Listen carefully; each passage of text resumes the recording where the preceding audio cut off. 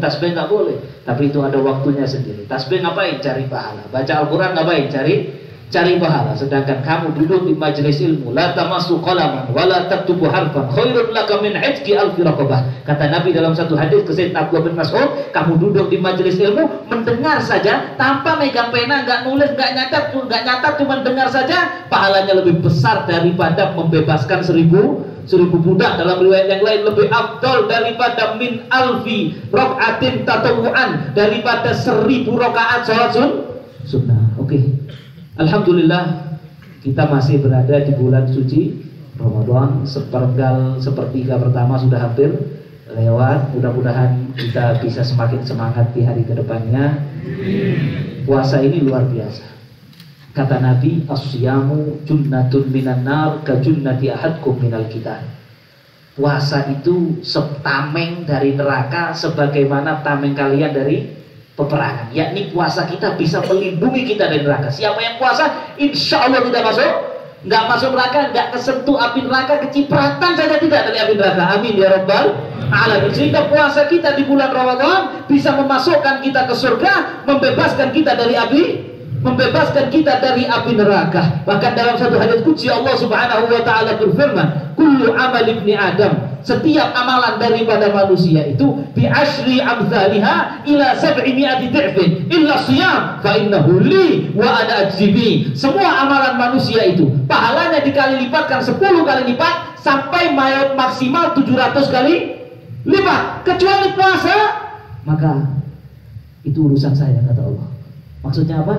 Saya yang akan membalasnya. Maksudnya di atas 700 kali lipat. Berapa kali lipat? Innamal yuwaffas sabiruna ajrahum bighairi hisab. Allah melipat gandakan pahalanya orang yang sabar. Menurut sebagian ulama ahli tafsir, as-sabirun di situ as-shaimun, orang yang puasa dilipat gandakan pahalanya, enggak ada endingnya. Jadi puasa ini mahal. Kalau kita punya barang mahal, misalnya kita beli jam Rolex 300 juta, itu kita simpen atau kita buang di selokan?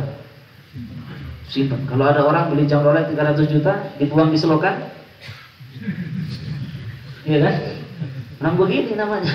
Masya Allah, puasa kita lebih berharga dari itu semua, ya, lebih berharga dari dunia dan sisinya. Karena dunia dan sisinya nggak bisa masukkan kita ke surga. Akan tetapi puasa bisa. Maka kalau kita udah punya pahala puasa, jangan dibuang. Gimana cara membuang pahala puasa? Di antaranya yang sedikit ingin saya sampaikan malam ini, di antaranya adalah dengan kita berbohong. Kata Nabi, man lam yada' qaula zur wal amal bih falaysa lillahi hajah fi ayyada'a ta'amahu wa syarabahu. Kata Nabi, barang siapa yang tidak mampu menahan mulutnya daripada perkataan bohong, maka Allah tidak ada urusan. Walaupun dia tidak makan, tidak minum mulai subuh sampai maghrib, Allah nggak mau kasih apa-apa. Kenapa? Dia bohong. Es campur atau es campur? Es campur itu hukumnya apa? Halal apa haram? Halal kan? Itu pun kalau puasa kita nggak minum, betul apa enggak? Nasi apa di sini? Nasi rendang, halal, ya. Tapi kalau puasa nggak boleh. Bohong itu, kalau nggak puasa boleh nggak? Nggak boleh kan? Kalau habis maghrib nggak boleh, kita bilang boleh. Habis maghrib juga tidak bohong. Habis maghrib juga nggak boleh.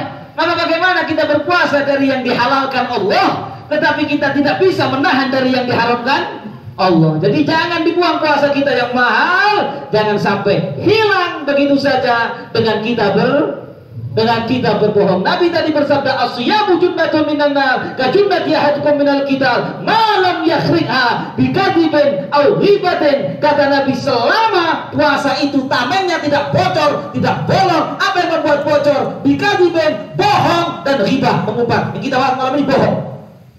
Jadi kalau udah puasa tapi bohong, lubang tamengnya tetap bisa masuk neraka. Fal iyadu billahi min dzalik. Tadi waktu khutbah Jumat, insyaallah hadirin juga sama hadirinnya ini, ya. Waktu khutbah Jumat kita bicara tentang takwa kepada Allah, bertakwa, taat perintahnya, menjauhi larangannya. Ada yang bilang, emang teorinya mudah tapi prakteknya agak susah. Mau tahu resep dari Allah dan dari Nabi biar mudah bertakwa? Mau nggak? Resepnya jujur.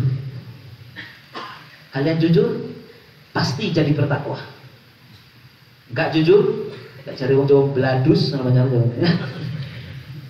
tukang bohong, tukang dusta, pasti pasti jadi orang gak bertakwa. Ayatnya begini kata Allah. Ya, kalau tanyakan Al-Hafiz, kalau saya keliru dibenarkan. Ya ayyuhalladzina amanu taqullaha wa qulu qawlan sadida yuslih lakum a'malakum wa yaghfir lakum dzunubakum wa may yuti'illaha wa rasulahu faqad faza fawzan azima. Kata Allah, ya ayyuhalladzina amanu, hai orang-orang yang beriman, ittaqullah, takwalah kalian kepada Allah, taati perintah Allah, jauhi larangan Allah. Berat, dikasih resep oleh Allah, wa qulu qawlan sadida. Kalau kalian merasa berat, waduh mau sholat 5 waktu kok berat, Habib mau meninggalkan maksiat kok berat, Habib mau lihat konten-konten perempuan joget di medsos itu kok, ya Allah, di TikTok apa? Ya, Masya Allah, kok masih berat, Habib? Qulu qawlan sadida. Sama Allah dikasih resep. Perkataanmu harus benar, jujur, ngomong benar. Kalau kalian jujur, gak bohong sama sekali, yuslih lakum a'malakum. Allah yang akan repair. Allah yang akan servis kamu punya perbuatan, yang akan menyervis amal kalian. Allah yang menyeting kalian jadi baik amalnya. Jadi taat sama perintah Allah, menjauhi larangan Allah. Yang awalnya meninggalkan maksiat susah jadi mudah. Yang awalnya menjaga kewajiban ibadah berat jadi ringan gara-gara wa yaghfir lakum dzunubakum. Kalau sudah kalian jujur kalian membawa kalian menjadi baik, kemudian dosa-dosa yang dulu yang kemarin nyekrol itu belum tobat, nanti habis lebaran kan udah tobat, ya. Maka setelah itu dihapus oleh Allah, diampuni oleh Allah, wa may yuti'illah wa rasulah, dan kemudian kalian jadi orang yang taat kepada Allah dan Rasulnya, maka dia telah mendapatkan kemenangan yang sangat besar. Dulu ada satu orang datang ke Nabi SAW. Dia bilang, ya Rasulullah, saya mau masuk Islam, tapi saya ini suka main perempuan. Kalau saya disuruh berhenti itu, sorry saya nggak bisa. Jadi saya juga suka minum khamr. Jadi apa nggak bisa diatur khusus saya? Saya bisa Islam, tapi tetap boleh zina, tetap boleh minum. Sayyidina Umar itu orangnya kan garang. Suaranya kayak saya dari badannya enggak, badannya besar, saya kan kecil. Ya. Sayyidina Umar langsung maju, dibilang, ya Rasulullah, idzan li fa'adrib unuqah. Apa artinya? Ya Rasulullah, orang ini kurang ajar, biar saya sikat aja orangnya. Nabi bilang, ikhlas ya Umar, santai wahai Umar. Akhirnya Nabi bilang, oke, khusus kamu boleh. Boleh, cuma syaratnya satu. Apa syaratnya? La takdzib, jangan bohong. Itu aja Rasulullah, itu aja. Mabuk, udah, itu aja, la takdzib. Khusus kamu jangan bohong. Oke, deal, walaupun gak ada gitu hadisnya, ya. Deal. Selesai, pulang dia. Ini gambaran saya, zina. Pulang ke rumahnya tanya sama istrinya, Bang, dari mana Bang? Biasanya bohong kan? Bohong. Dia ingat janji sama Nabi nggak boleh bohong. Akhirnya dia, kalau dulu bohong, kadang-kadang mungkin ini nggak ada dalam hadis, dan mungkin ada orang ditanya, dari mana Bang? Di masjid. Padahal maksudnya massage dan pijit. Na'udzubillah min dzalik. Ya, Masya Allah. Dari mana? Dia pun ngaku. Akhirnya tengkar sama istrinya. Akhirnya subhanallah gak lama dia jadi gak seneng zina. Dia jadi berhenti zina, berhenti mabuk, berhenti curi, berhenti semuanya. Jadi orang saleh, luar biasa bertakwa kepada Allah Subhanahu wa ta'ala. Maka dalam hadis yang lain, hadis yang sahih, Nabi SAW bersabda, alaikum bisidqi fa inna sidqa yahdi ilal birri wal bir yahdi ilal jannah. Kata Nabi, hendaklah kamu jadi orang yang jujur. Kalau kalian jujur, kejujuranmu akan menggiring kamu kepada kamu jadi orang baik. Kalau sudah kamu jadi orang baik, kebaikanmu akan menggiring kamu masuk surga. Jujur, jadi orang baik, masuk surga. Wa iyyakum wal kadzib, hati-hati sama bohong. Fa innal kadzib yahdi ilal fujur. Bohong itu menggeret kamu kepada jadi bajingan. Tahu bajingan? Orang kalau suka bohong, pasti lama-lama jadi bajingan.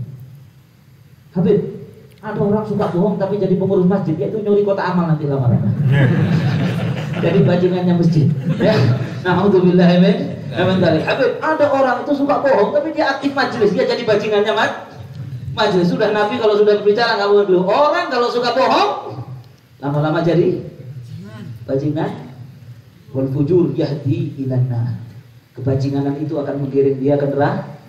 Suka bohong, jadi bajingan, masuk neraka. Silakan. Mau pilih jujur, jadi baik, masuk surga. Silakan. Mau pilih suka bohong, jadi bajingan, endingnya masuk neraka. Ditambah sama Nabi, wa ma yazalul abd yaghdhib wa yataharral kadhib illa yuqtaqitullahi kadzdzaba. Dan tidaklah seorang hamba itu bohong 1 kali, 2 kali, 3 kali. Yataharro itu kalau bahasa Jawanya kulino. Kalau yang orang nggak ngerti bahasa Jawa terbiasa bohong. Akhirnya ngomong 20, bohongnya 45. Ya, ditanya posisi UTW, padahal masih. Terus saya bilang sama saya, Habib saya nggak bohong, maksudnya UTW oke, tungguin wae, maksudnya begitu. Ya, Masya Allah, ala kulli hal, dingin-dingin bohong. Kadang-kadang nggak ada kepentingan bohong. Ditanya, Habib serbannya beli di mana? Oh, ini beli di Amerika, misalnya saya bilang gitu. Karena nggak ada orang jual serban di Amerika. Ya, Masya Allah. Ini berapa harganya? Karena nggak ada kepentingan, bukan mau dijual, untuk gaya-gayaan aja bohong. Bohong, akhirnya terbiasa. Maka kalau sudah orang terbiasa bohong, yuqtaqitullahi kadzaban. Nanti bangkit hari kiamat sudah tulisan kadzab. Beda tipis sama Dajjal. Kalau Dajjal kafaro, dia kadzab. Na'udzubillahi min dzalik. Ya Allah, mudah-mudahan kita semua bisa berlaku jujur. Khususnya bulan Ramadan latihan. Ini latihannya paling tepat sekarang, ya. Kan iman bulan puasa. Puasa kita jangan sampai hilang, latihan. Mau bohong tahan. Nah, nanti keluar dari bulan Ramadan udah terbiasa. Bukan terbiasa bohong, terbiasa tidak bohong. Oh, ternyata nggak bohong nggak mati ya. Maka akhirnya dia terbiasa nggak bohong, keluar bulan Ramadan sudah nggak bohong. Itulah tujuan puasa, la'allakum. Jangan sampai kalau pagi ditahan, ntar bohongnya habis maghrib aja, biar pahala puasanya nggak hilang. Ada satu riwayat dari Sayyidina Ka'ab, man soma biniyati idza aftar asallahu raddallahu alaihi siyamah. Barang siapa yang puasa dengan niat nanti kalau habis maghrib baru maksiat, maka Allah udah terima pahalanya, nggak jadi dikembaliin lagi sama Allah subhanahu wa ta'ala. Jangan sampai seperti itu. Cuma ingin saya sampaikan 2 menit terakhir. Ada dalam beberapa hal bohong itu boleh, paham ya? Dalam beberapa titik. Bahkan kata Imam Ibn Mahram, ada dalam beberapa hal bohong itu lebih afdal daripada jujur. Kapan? 1, ketika ada orang mau dibunuh, sembunyi di rumah sampean. Mana orangnya? Kalau sampai jujur, itu Pak sembunyi di bawah kasur. Wah, itu dosa malahan. Ya, maka untuk menyelamatkan nyawa seseorang, menjaga pertumpahan darah, untuk islah bainan nas, untuk mendamaikan 2 orang yang sedang berselisih. Misalnya ada suami istri berselisih, istrinya curhat sama kita, misalnya istrinya saudara kita, mengatakan gimana suami saya itu, saya dimarahin terus, gak pernah dipuji. Oh, itu kan depan kamu. Sebenarnya dia kalau ketemu saya sering puji-puji kamu katanya istri solihah, kamu katanya, padahal enggak. Itu boleh itu, paham? Itu enggak dosa, karena tujuannya. Dan itu binasul hadis. Ada hadisnya, ada orang datang ke Rasulullah, ya Rasulullah, saya mendamaikan 2 orang bertikai, sedangkan saya menghancurkan diri saya. Kenapa? Saya bohong untuk mendamaikan dia. Kata Nabi, aslih bainan nas, damaikan 2 orang. Walau, Nabi nggak nyebut waktu, walau Nabi dia, walaupun, paham maksudnya, ya. Yang terakhir, banyak sebenarnya, lebih panjang, nggak boleh panjang-panjang di sini katanya ceramahnya. Terakhir, apa tadi? Untuk membuat bahagia hatinya istri. Menurut sebagai ulama boleh. Misalnya istri masak, pulang cuti udah ditunggu-tunggu, ini udah Bang Toyib ini lama nggak pulang, 3 bulan nggak pulang, ya. Pulang ke rumahnya, istrinya masak, kurang enak. Ditanya, gimana Bang? Enak Bang? Karena nggak enak. Enak. Bilang gak enak, gak dapat jatah sampai udah 3 bulan libur, ya. Jadi dalam hal seperti ini, untuk mencoba ridhonya istri demi kebaikan dia juga, biar dia nggak durhaka sama suami. Dalam hal ini nggak apa-apa. Soalnya dia dandan untuk kita. Gimana Bang cantik? Sebenarnya nggak terlalu. Ya udah, bilang cantik aja. Ya, alhamdulillah dalam hal seperti ini termasuk yang diperbolehkan. Adapun yang lain-lain kita harus meninggalkan secara total. Amin ya rabbal alamin. Kelas ada walakum minkum. Wassalamualaikum warahmatullahi wabarakatuh.